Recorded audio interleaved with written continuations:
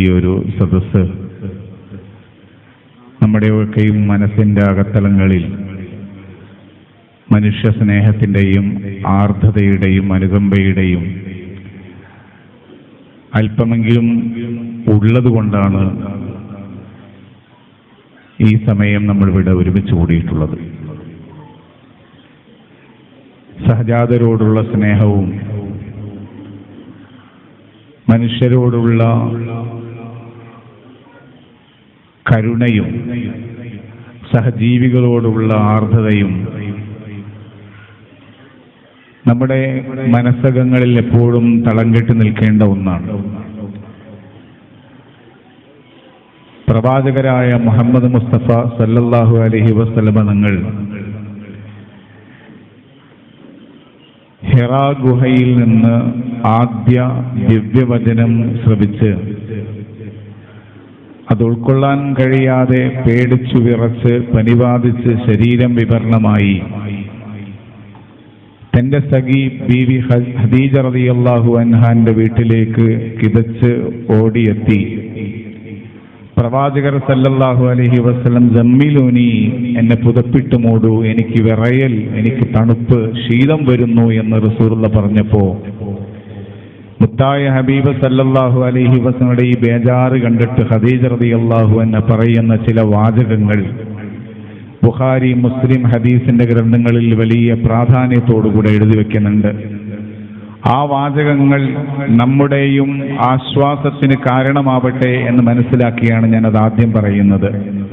നമ്മുടെ മനസ്സകങ്ങളിൽ ആർദ്രതയുടെ, കനുവിന്റെ, കാരുണ്യത്തിന്റെ അല്പമെങ്കിലും ഉണ്ടെങ്കിൽ, മനുഷ്യരോട് സ്നേഹവും താല്പര്യവും ഉണ്ടെങ്കിൽ തീർച്ചയായും ഖദീജ റളിയല്ലാഹു അൻഹ റസൂലുള്ളാഹിനോട് പറഞ്ഞിട്ടുള്ള ആ വാക്കുകൾ നമുക്കും ആശ്വാസം നൽകുന്നതാണ്. ഖദീജ റളിയല്ലാഹു അൻഹ പറയാണ്, കല്ല വല്ലാഹി ലാ യുഹ്സികല്ലാഹു അബദാ ഇന്നക ലതസിലുർ റഹ്മ വതഹ്മിലുൽ കല്ല വതക്സിബുൽ മഅദൂമ വതുഖിറുൽ ലൈഫ വതുഈനു അലാ നവായിബിൽ ഹഖ്.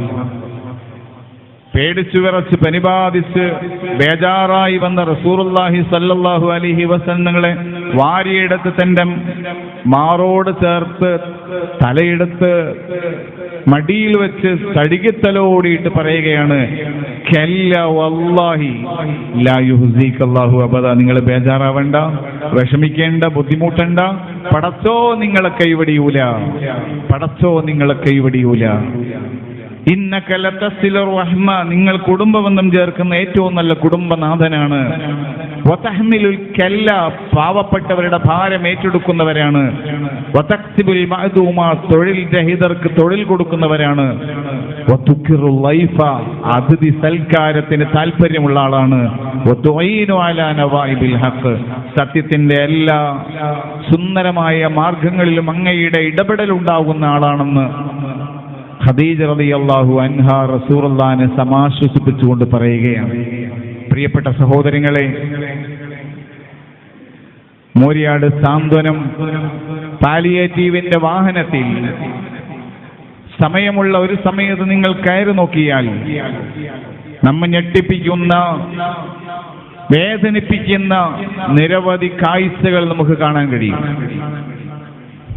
കൂത്തുപറമ്പ് ആമ്പിലാട് പ്രദേശത്ത് കഴിഞ്ഞ 28 വർഷമായി അരയ്ക്കു താഴെ തളർന്നു കിടക്കുന്ന ഒരു സഹോദരി, ചെറിയ പ്രായമേ ഉള്ളൂ. ആ സഹോദരി പിന്നീട് ആരോ ഒരു വീൽ ചെയർ വാങ്ങിച്ചു കൊടുത്തപ്പോൾ വീട്ടിന്റെ അകങ്ങളിൽ ഉള്ളിലുള്ള പണികളെല്ലാം തീർത്ത് വീൽ ചെയർ സ്വന്തം തള്ളിയിട്ടാണ് ആ സഹോദരി ജീവിതം തള്ളി നീക്കുന്നത്. രഹസ്യഭാഗത്തുള്ള ഒരു വലിയ മുറിവിൽ നഴ്സുമാർ മരുന്ന് വെച്ചു കൊടുത്ത് അത് മുറിവ് പൂർണ്ണമായും ഭേദമാക്കുന്നു. പരിസരത്തുള്ള പറമ്പുകളിൽ പണിയെടുക്കാൻ വരുന്നവർക്കൊക്കെയും വെള്ളവും ചായയും ഈ സഹോദരി ഉണ്ടാക്കി കൊടുക്കും. കഴിഞ്ഞ കുറെ വർഷങ്ങളായി സാന്ത്വനം ആ സഹോദരിയുടെ വീട്ടിൽ കയറിയിറങ്ങുകയാണ്. ആ സഹോദരി പറഞ്ഞത്രേ, വീൽ ചെയർ സ്വയം തള്ളി നീക്കാൻ കഴിയുന്നില്ല. ഭർത്താവ് ജോലിക്ക് പോകുന്ന ആളാണ്, മക്കൾ പഠിക്കുന്നുണ്ട്, എനിക്കൊരു ഇലക്ട്രിക് വീൽ ചെയർ വേണം. അൽഹംദുലില്ലാഹ് സാന്ത്വനം മൂരിയാടിന്റെ നേതൃത്വത്തിൽ ഏകദേശം 50,000 രൂപ വരുന്ന ഇലക്ട്രിക് വീൽ ചെയർ സമ്മാനിക്കാൻ വേണ്ടി ആ വീട്ടിൽ പോവാൻ ഞാനും ഉണ്ടായിരുന്നു. ആ സഹോദരിയുടെ കണ്ണ് നിറഞ്ഞു. ആ സഹോദരി ദൈവത്തോട്, അള്ളാഹുവിനോട് എത്രയാണ് പ്രാർത്ഥിച്ചത്. പ്രിയപ്പെട്ടവരെ, ഒരു വേള നമ്മൾ നടക്കാൻ പറ്റാത്തവരായി പോയാൽ, നമുക്ക് പിടിക്കാൻ പറ്റാത്ത അവസ്ഥ വന്നു പോയാൽ, ഒരിറക്ക് ഭക്ഷണം തൊണ്ടയിലൂടെ താഴേക്ക് പോവാതിരുന്നാൽ നാം അനുഭവിക്കുന്ന വേദന എത്രയാണ്. അൽഹംദുലില്ലാഹ് ബദറു സാദാത്ത് സയ്യിദ് ഇബ്രാഹിം അൽ ഖലീൽ ബുഖാരി തങ്ങളവറുകൾ വേദിയിലേക്ക് വരികയാണ്. അല്ലാഹു മഅ്ദിൻ അക്കാദമി എന്ന വിദ്യാഭ്യാസ കാരുണ്യ സേവന പ്രവർത്തനങ്ങളുടെയൊക്കെയും സമുച്ചയം നമ്മിൽ പലരും പോയി കണ്ടവരാണ്. കുറെ വർഷങ്ങൾക്ക് മുന്നേ എനിക്കോർമ്മയുണ്ട്, തങ്ങൾ ഉസ്താദ് തന്നെ പറഞ്ഞ ഒരു അനുഭവം പറഞ്ഞ് ഞാൻ അവസാനിപ്പിക്കുകയാണ്. പാറന്നൂർ PP മുഹീദ്ദീൻ കുട്ടി മുസ്ലിയാർ എന്ന പാറന്നൂർ ഉസ്താദ്, അല്ലാഹു മഗ്ഫിറത്ത് നൽകി അനുഗ്രഹിക്കുമാറാവട്ടെ, തന്റെ സ്ഥാപനത്തിൽ അന്ധബധിരരായ അംഗവൈകല്യമുള്ള കുട്ടികളെ പഠിപ്പിക്കാൻ തീരുമാനിക്കുകയും അതിന് സ്ഥാപനം ഉണ്ടാക്കുകയും ചെയ്തു. 2 ദിവസം കഴിഞ്ഞപ്പോൾ ഒരു കുട്ടിയെ കാണാനില്ല. അംഗപരിമിതർ എന്നൊന്നും ഇപ്പോൾ ആ കുട്ടികൾക്ക് പേര് വെക്കരുത്, പേരാരും വിളിക്കുകയും ചെയ്യരുത്.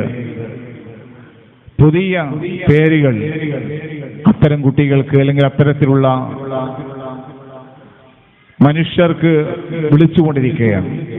2 ദിവസം കഴിഞ്ഞപ്പോൾ ഒരു കുട്ടിയെ കാണാനില്ല. പരിസരങ്ങളെല്ലാം പരതി നോക്കി. സാധാരണയിൽ നടന്നു പോകാനും ഇരിക്കാനും സ്വയം നടക്കാനും വയ്യാത്തൊരു കുട്ടി എവിടെ പോവാനാണ്? അങ്ങനെ കുറെ കഴിഞ്ഞപ്പോൾ ആ കുട്ടിയെ തൊട്ടടുത്തുള്ള ഒരു വീട്ടിന്റെ ടെറസിൽ കണ്ടെത്തി. എങ്ങനെയാണ് ആ കുട്ടി പോയത് എന്ന് ആർക്കും അറിയില്ലത്ര. കുറച്ചു കഴിഞ്ഞപ്പോ ആ കുട്ടിയെ വീട്ടിന്റെ ടെറസിൽ കണ്ടെത്തി. അന്വേഷണം നടത്തിയപ്പോൾ വീടിനോട് ചേർന്നുള്ള ഒരു കവുങ്ങിലൂടെ കുട്ടി കയറി വീട്ടിന്റെ ടെറസിലെത്തിയതാണ്. മഅ്ദിൻ അക്കാദമിയിൽ ഭിന്നശേഷിക്കാർക്കൊരു സ്ഥാപനം തുടങ്ങണമെന്ന് പരസ്യം വന്നപ്പോൾ പാറന്നൂർ ഉസ്താദ് 2-3 സഹകാരികളും വന്ന് തങ്ങളോട് പറഞ്ഞു, ഉസ്താദെ തുടങ്ങരുത്, അങ്ങനെയൊന്ന് തുടങ്ങരുത്, തുടങ്ങിയാൽ പ്രയാസാകും.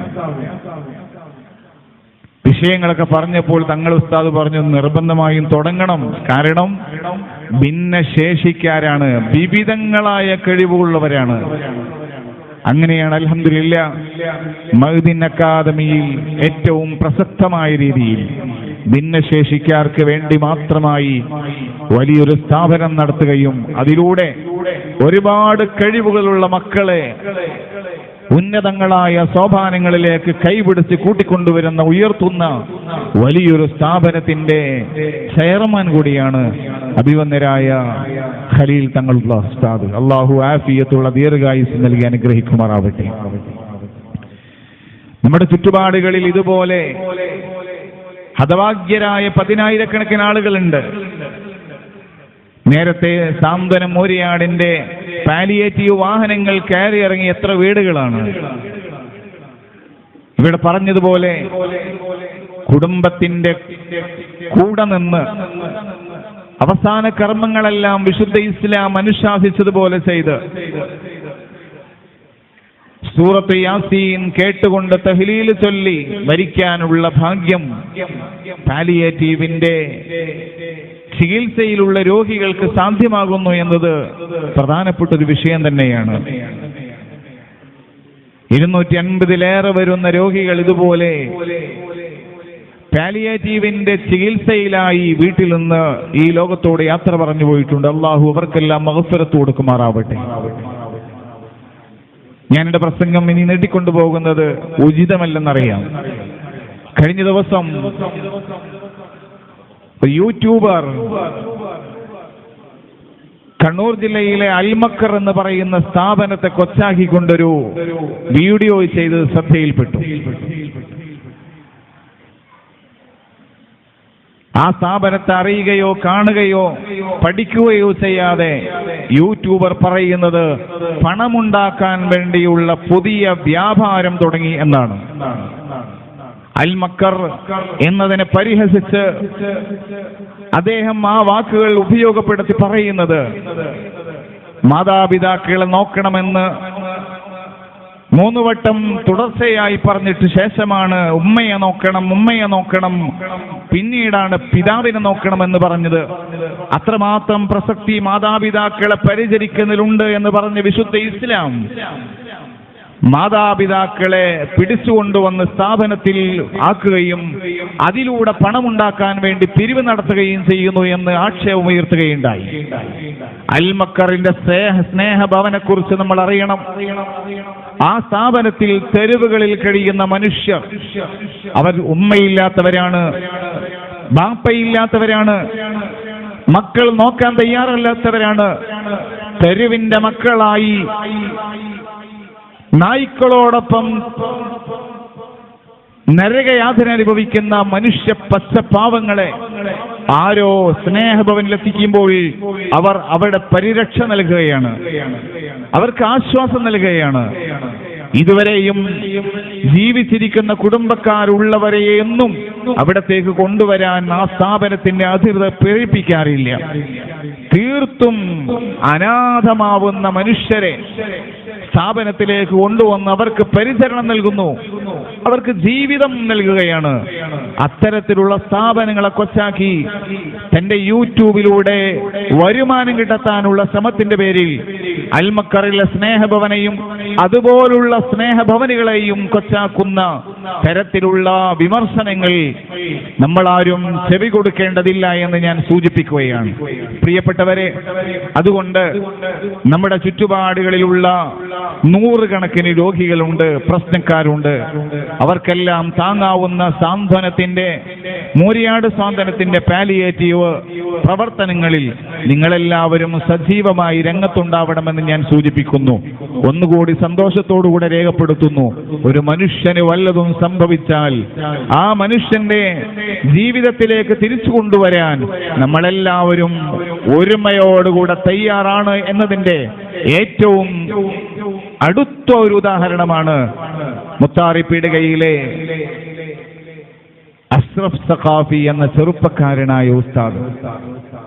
4-5 വർഷക്കാലമായി ക്യാൻസറിന്റെ അടിമയായി നരകയാതന അനുഭവിച്ച് ജീവിക്കുകയായിരുന്നു. ഉള്ള സമ്പത്തെല്ലാം അതിനുവേണ്ടി ചെലവഴിച്ചു. നാട്ടുകാരുടെ അകമഴിഞ്ഞ സഹായമുണ്ടായി. ഇപ്പോൾ ആശുപത്രിയിൽ വേദന നിന്ന് കഴിയുകയാണ്. മജ്ജ മാറ്റിവെക്കേണ്ട നിർബന്ധമായ അവസ്ഥ ഡോക്ടർമാർ നിർദ്ദേശിച്ചു.